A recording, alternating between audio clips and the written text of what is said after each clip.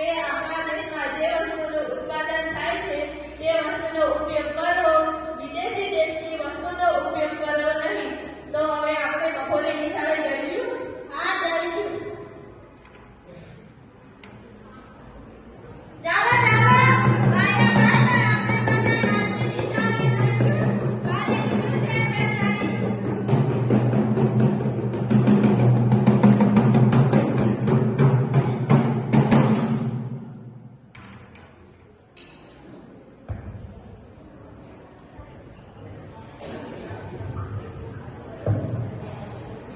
રામુ, રોલી, રાકેશ, કાંતા, આવો તમારા બધાનું સ્વાગત છે. તમે બધા થોડા મોડા આવ્યા પણ કશું વાંધો નથી. બેસો. હવે આપણે બેઠક શરૂ કરીએ અને ચર્ચા વિચારણા કરીએ. બોલો બિરુદરા, સ્વદેશી વિશે સમજાવો તો ખરા. હા, બેસો. હું તમારા પ્રશ્નનું હમણાં નિરાકરણ કરું છું. તમે બધા મારી વાત ધ્યાનથી સાંભળજો.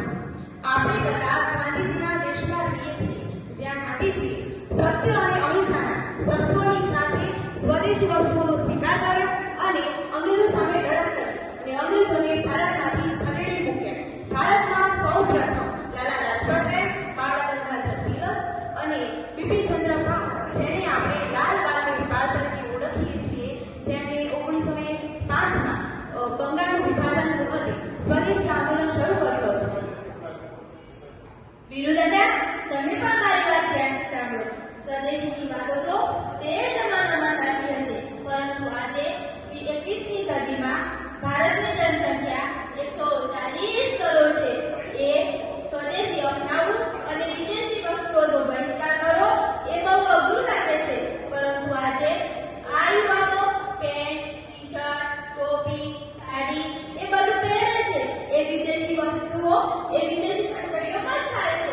પરંતુ આજે એ બધું કપડાં પહેરવા માટે આટલી બધી ભારતની જનસંખ્યા માટે આટલું બધું કાપડ ક્યાંથી લાવીશું?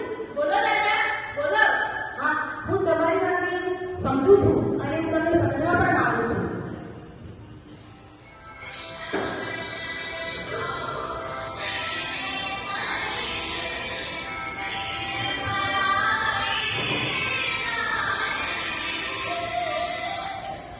બોલો, આ શું છે?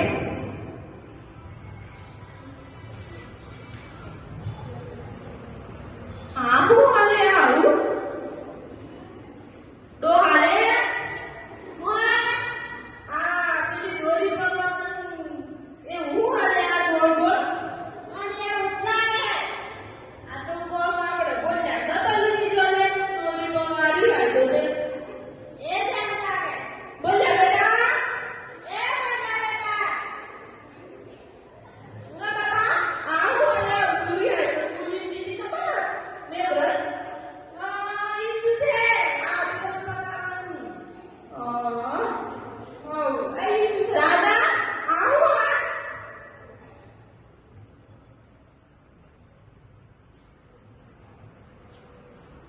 આ વસ્તુ તો અમે ગયા વર્ષે આ નિશાળમાં સાબરમતી આશ્રમ પ્રવાસ ગયા હતા, ત્યાં જોયું હતું. શું દાદા તમે ગાંધીજીના આશ્રમમાંથી લાવ્યા છો? હા, જુઓ, એ આપણી કમનસીબી કહેવાય કે આપણે બાપુને ભૂલી ગયા, ગાંધીજીના સંકલ્પોને ભૂલી ગયા.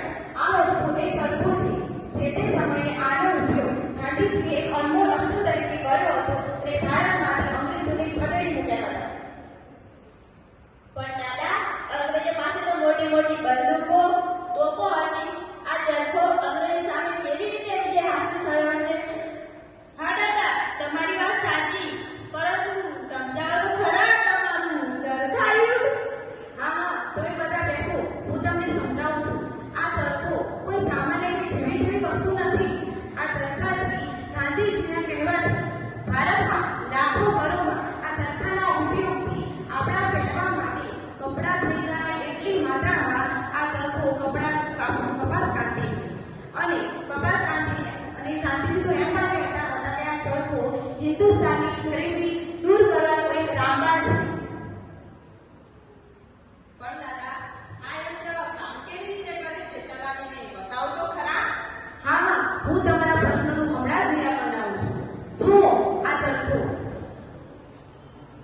એ કેવી રીતે કામ કરે છે તે જુઓ. અને ગાંધીજી જ નથી, બાકી વિનોબા ભાવે, જવાહરલાલ નહેરુ પણ કહેતા હતા કે તમામ ભારતીયો ખાદી અપનાવે અને ખાદી અપનાવીને પોતે જ એક આર્થિક સ્વતંત્રતા મળે તેમને.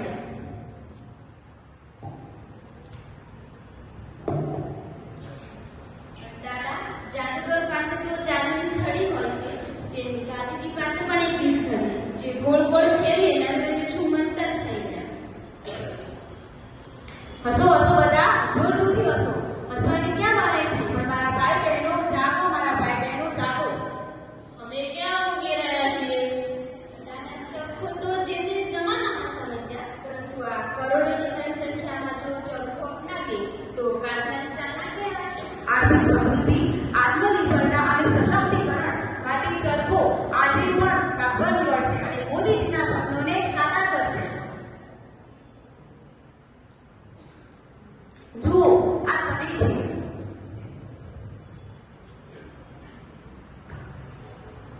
આના ઉપયોગથી તમે એક મહિનાની અંદર તમારા પહેરવા માટે કપડાં થઈ જાય એટલી માત્રામાં તે કપાસ બને છે. અને એટલું જ નહીં, ગાંધીજી આનાથી તેમની રાષ્ટ્રીય શિક્ષા નીતિ પણ ધરાવે છે. આજની નવી શિક્ષા નીતિ, ગાંધીજીની રાષ્ટ્રીય શિક્ષા નીતિ. શું દાદા આ તમને બધા વિષયો ભણાવી શકે છે? હા, નિસંદેહ બધા વિષયો ભણાવી શકે છે. આ તકલીના શિક્ષણ અને ઉપયોગિતા વિશે સમજાવવા માટે તો અમે સાબરમતી આશ્રમેથી રત્નાકર કાકા અને રમણ કાકાને બોલાવ્યા છે. તો તેઓ તેમને ગાંધીજીની ભાષામાં આ તકલીની ઉપયોગિતા અને આ તકલીનો ઉપયોગ કેવી રીતે કરવો તેના શિક્ષણ વિશે સમજાવશે. તો બંને જણાને આપું છું. આવો અને માર્ગદર્શન આપો. આ તકલીફ ત્રિકોણમિતિ પણ ભણાવી શકે છે, કેમ કે તેનો આકાર જ વૃત્તનો છે, અને અંકગણિત પણ ભણાવી શકે છે, કેમ કે કેટલો યાન કપાસ કાતે તે માટે હિસાબ રાખવો પડશે, અને યાન વધારે થઈ જાય ત્યારે એ ગણિત શીખવાડશે. પરંતુ ઇતિહાસ, સમાજશાસ્ત્ર, ભૂગોળ, અર્થશાસ્ત્ર કેવી રીતે ભણાવશે આ તકલી રાણી? તો જુઓ અને બધા શાંતિથી સાંભળો. ઉત્પાદનનો પ્રારંભ થઈ જાય તો તેનો નિર્યાત પણ કરવામાં આવે છે. નિર્યાત કરવો એટલે તેનો નિકાસ કરો. જે તે દેશની ભૌગોલિક સ્થિતિ જાણવાની પણ આ બાળકોને તક મળે છે. તે દેશનો સાથેનો વ્યાપાર, આર્થિક સ્થિતિ એટલે તેનો અર્થશાસ્ત્ર પણ આવેલું હોય. તે દેશની ઉન્નતિ કેવી રીતે થાય અને આર્થિક, ભૌગોલિક, સામાજિક વિકાસ કેવી રીતે થાય તે પણ જાણવાની તક મળે છે. એટલે સમાજશાસ્ત્ર, ભૂગોળ જેવા અન્ય શાસ્ત્રોનું પણ જ્ઞાન કરવામાં આવે છે. એટલે જ કહેવાય છે કે એ જ આપણી આજની નવી શિક્ષા નીતિ છે.